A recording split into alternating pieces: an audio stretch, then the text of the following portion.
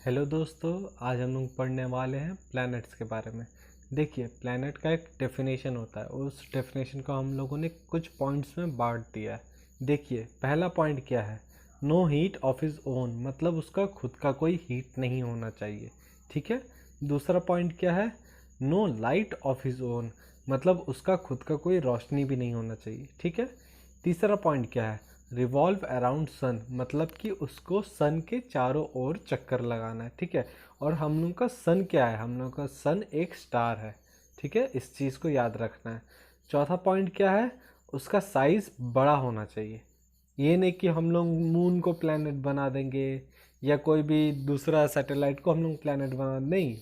कोई एक पर्टिकुलर एक साइज होता है, जो एक प्लैनेट का साइज होता है। पहले प्लूटो भी एक प्लैनेट था, पर उसका साइज उतना बड़ा नहीं था कि उसको प्लैनेट का कैटेगरी में रख सकते थे, बोल के उसको प्लैनेट का कैटेगरी से हटा दिया गया। ठीक है। पांचवा पॉइंट क्या है? Do not intersect other planet path, मतलब कि जो दूसरा प्लैनेट जिस ऑर्बिट पे रिवॉल्व कर रहा है उस पाथ को कोई दूसरा प्लैनेट इंटरसेक्ट नहीं कर सकता। ठीक है। देखिए, जो प्लैनेट है उसको कैटेगराइज किया गया है दो पार्ट्स में। ठीक है। पहला पार्ट क्या है? Inner planet. ठीक है, पहला इनर प्लैनेट। इनर प्लैनेट का डेफिनेशन क्या है? A planet whose orbit lies within the asteroid belt, एक ऐसा प्लैनेट जिसका ऑर्बिट लाई करेगा, मतलब जिसका ऑर्बिट अंदर होगा एस्ट्रॉयड बेल्ट का। ठीक है। आगे पढ़ते हैं। They are mainly made up of rocks, मतलब कि ये जो प्लैनेट एस्ट्रॉयड बेल्ट के अंदर होंगे वो मेनली रॉक के, मतलब ये सॉलिड होंगे। ठीक है। Inner planet are small in comparison of outer planet, जो इनर प्लैनेट जितने भी होंगे वो आउटर प्लैनेट के कंपैरिजन में छोटे होंगे। ठीक है। ये पॉइंट भी याद रखिएगा कि इनर प्लैनेट आउटर प्लैनेट के कंपैरिजन में छोटे होते हैं। अब आप लोग सोच रहे होंगे कि ये एस्ट्रॉयड बेल्ट क्या है। आइए आप लोगों को दिखाते हैं। देखिए, ये डायग्राम आप लोगों को दिख रहा होगा, तो इसमें देख सकते हैं आप, सन है, मर्क्यूरी, वीनस, अर्थ, मार्स है। ठीक है। और उसके बाद एक एस्ट्रॉयड बेल्ट है, मतलब कि छोटे छोटे जो उल्का पिंडों का एक समूह है जो एक बेल्ट का रूप ले लिया है। ठीक है, जो इनर प्लैनेट और आउटर प्लैनेट को एक दूसरे से डिवाइड करता है। ठीक है। तो आपको यहीं से पता चल रहा है कि इनर प्लैनेट कौन कौन से होंगे। देखिए, इनर प्लैनेट आपके होंगे मर्क्यूरी, वीनस, अर्थ और मार्स। ठीक है। इनर प्लैनेट कौन कौन से चार होंगे? मर्क्यूरी, वीनस, अर्थ और मार्स। ठीक है। चलिए अब आगे देखते हैं। दी इनर प्लैनेट आर, ये तो हम आपको बता दिए इनर प्लैनेट कौन कौन से हैं, मर्क्यूरी, वीनस, अर्थ, मार्स। चलिए आगे बढ़ते हैं। अब सेकंड क्या है? Outer planet. आउटर प्लैनेट क्या होता है? चलिए अब इसको देखते हैं। देखिए, a planet whose orbit lies outside the asteroid belt, मतलब कि ऐसे प्लैनेट जिसका ऑर्बिट कहाँ होगा? एस्ट्रॉयड बेल्ट के बाहर होगा। ठीक है।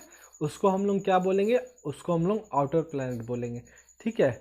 They are mainly made up of gases, ये जितने भी आउटर प्लैनेट होंगे ये मेनली किसके बने होंगे? गैसेस के बने होंगे, मतलब कि आप इस पर खड़े नहीं हो सकते। हम लोग अर्थ, मार्स, मर्क्यूरी, वीनस इन पर खड़े हो सकते हैं। ठीक है। पर जुपिटर, सैटर्न, नेपच्यून, यूरेनस, इन पर हम खड़े नहीं हो सकते। ठीक है। The outer planet are bigger in comparison of inner planet, जो आउटर प्लैनेट होते हैं वो बड़े होते हैं in comparison of inner planet, मतलब इनर प्लैनेट के तुलना में आउटर प्लैनेट बड़े होते हैं। ठीक है। The outer planet are, outer planet कौन कौन से हैं? देखिए, जुपिटर, सैटर्न, यूरेनस और नेपच्यून। ठीक है। अब आगे बढ़ते हैं हम लोग। देखिए, सीक्वेंस ऑफ प्लैनेट, मतलब कि प्लैनेट किस सीक्वेंस में अरेंज्ड है। चलिए देखते हैं। ये आपके अरेंज्ड है Mercury, Venus, Earth, Mars, Jupiter, Saturn, Uranus, Neptune. ठीक है। इसको याद करने का एक ट्रिक है, आपका जो कन्वीनियंस आप उस हिसाब से याद कर सकते हैं। मेरा ट्रिक तो यही है। देखिए, पहला तीन को याद करने का क्या ट्रिक है? मर्क्यूरी का एम, वीनस का वी, अर्थ का ए। ठीक है। अगर हम लोग इन तीनों को मिलाते हैं इट मेक्स क्या? एम वी ई, जिसको अगर आप उल्टा करते हैं तो ईवीएम बनता है। ईवीएम तो आज का ज़माना में आप सबको याद ही होगा, ईवीएम घोटाला ये वो चलता है। आप तो रिलेट कर ही सकते हैं। देखिए सेकंड क्या है, सेकंड ट्रिक क्या है, एम जे। मार्स का एम उठाए, जुपिटर का जे उठाए हम लोग, और ये क्या बनाता है, एम जे बनाता है, जो स्पाइडरमैन का मेरी जेन है। कौन भूल सकता उनको, बहुत प्यारे दिखती है, सबको याद रहेगा। चलिए तीसरा क्या है देखते हैं हम लोग। देखिए तीसरा में 3 प्लैनेट बच जाता है, सैटर्न, यूरेनस और नेपच्यून। ये तीनों का आप अगर फर्स्ट का लेटर मिला देंगे तो सन बन जाएगा। बहुत इजी है सन को याद रखना, सन, ठीक है। तो मिला के क्या हो गया, ईवीएम, एमजे और सन। इस तरीके से आप सीक्वेंस को याद कर सकते हैं, ठीक है। पढ़ते हैं हम लोग कि ये गोल्डीलॉक्स जोन होता क्या है। देखिए those planets in which there are possibilities of living is known as Goldilocks zone। मतलब कि ऐसे प्लैनेट जिनमें पॉसिबिलिटी है कि हाँ भाई वहाँ जाके हम लोग रह सकते हैं आगे, तो उस प्लैनेट को हम लोग किसके अंदर लाते हैं, उस प्लैनेट को हम लोग गोल्डी लॉक जोन के अंदर लाते हैं, ठीक है। Order of planet according to size. अभी हम लोग देखे थे प्लैनेट का सीक्वेंस क्या किस सीक्वेंस से है। अभी हम लोग ये देख लेते कि order of planet according to size, उनका साइज के हिसाब से क्या ऑर्डर है, ठीक है। चलिए देखिए सबसे छोटा मर्क्यूरी, उसके बाद मार्स, फिर वीनस, उसके बाद अर्थ, फिर नेपट्यून, यूरेनस, सैटर्न और जुपिटर, ठीक है।